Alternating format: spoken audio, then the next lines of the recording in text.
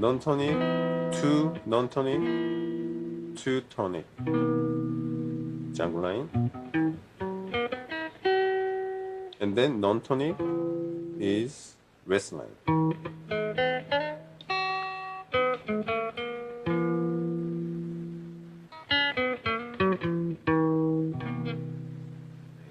February 21st, I hosted a live office hour session at 9 a.m. One of the members who had already watched my free 2-hour training asked a very honest question about triad cycle, what the real application is and whether you need to master it before you can use it. And I realized if he is asking it, a lot of you are probably asking the exact same thing. So I am sharing my answer here because this is the moment where most players either build real musical control or stay stuck doing exercises forever. This video is an edited clip from that office hours session. And I am going to publish this office hour recording as a 5-part series, so each idea is clear, focused, and easy to apply. If you want the full uncut office hour session and the full foundation it is based on, everything is available for free on my website. Just register and you'll get 2-hour free training, 28 pages of PDF, and 3 months of full unedited office hour recordings. And yes, once you are inside, you can join office hours and ask your own question live. It is all free. That is why I genuinely do not understand why you wouldn't sign up yet. Go to voicelid.jazzguitar.com/building-blogs. I will put the link down below. Register free and come learn with us, then share it with someone who is serious about improving. All right, and let's get into the question.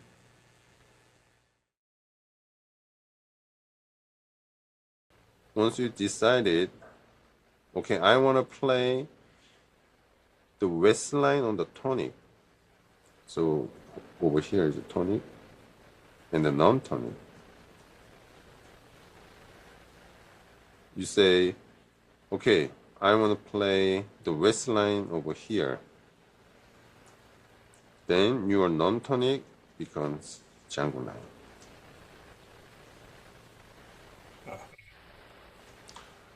And then, oh, now I want to play tonic on the Django line. And then it becomes, the non-tonic becomes your Django line. That is the simple. That, yeah, because if we are thinking about like a major or minor, or major or minor, but on this one thread of one chord stack, we have major, minor, minor. And also over here, oh, we have dominant and minor 7 flat 5. Sometimes it's a minor 7, it's a major 7 on top.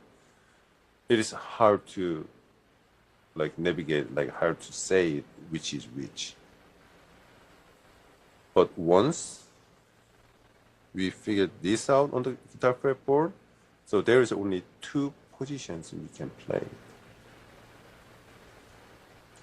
But then also we can move in between by how? Diagonal approach. We can move in between these two. So on the key of C, let's say I want to put this Django line, right? This is tonic, C major. Then my non-tonic, which is D minor or F, becomes Wes line.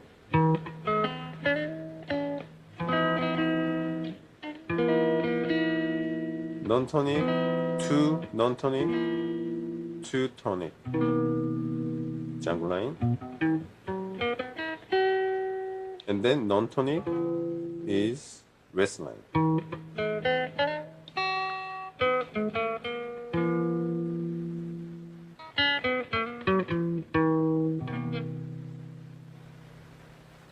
Right? And then this same sound can be found over here. If I want to put this D minor on this Django line shape, it becomes this.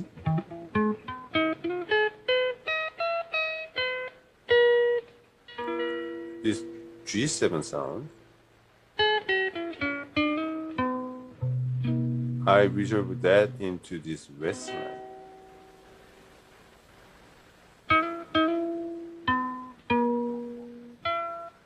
But still, I play this guide tone movement, which is the voice leading. But I don't play only this octave. I play in this octave or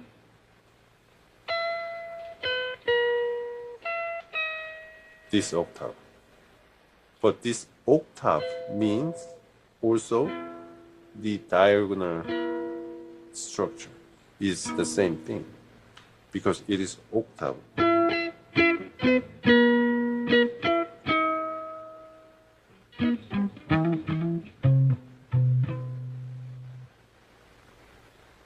Does that make sense? Yeah. Yes. Yeah. So by I was thinking how Wes figured this structure on the guitar. There's no evidence of clear clue, but the way he plays the octave, I think that makes him to figure this out. Because octave is diagonal. I mean, before Wes, the classical players, they played the octave sound, but they played octave differently. They played this. Yeah. And then every single guitar players who is not coming from the West, they play the West line wrong. They play this way. The C major triad, they playing like this, but West plays C over here, so he wanted to go over here rather than this sound. Does that make sense? Yeah. Yeah. So I think the octave playing is not just his signature punch mode that in between solo he throws in there, but the way he sees the fretboard, he changes everything, I think. Okay, is that answer your question? Yeah. More info Oh than yeah. I was Oh yeah. expecting. Yes. Yeah, it's a Yes. lot. Yes.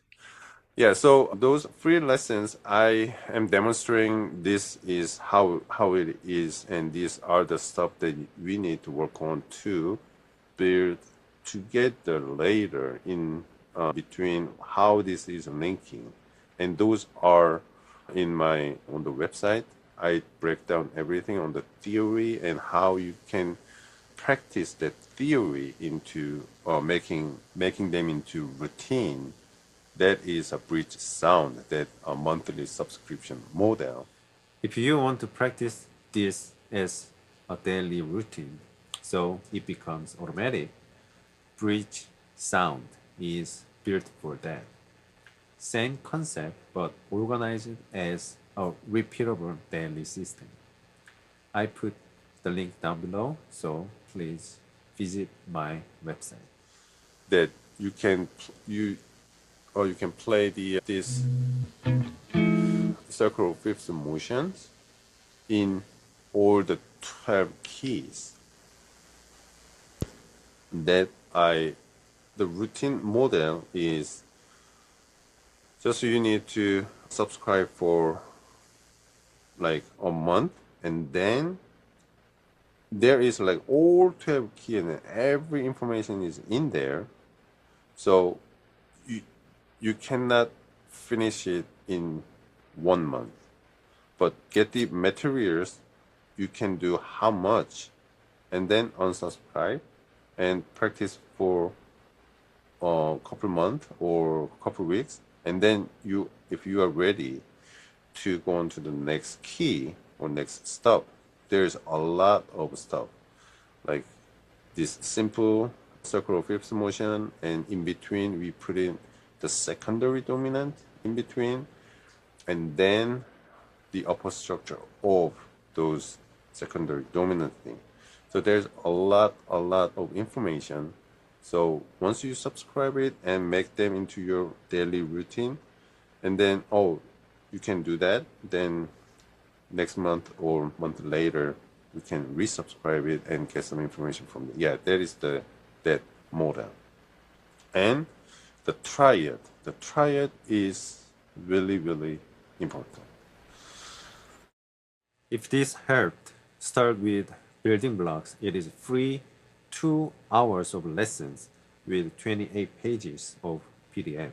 It will give you the full foundation. And if you want a daily routine that turns this material into ear training, that is bridge theory plus sound. Links are in the description. I will see you in the next episode.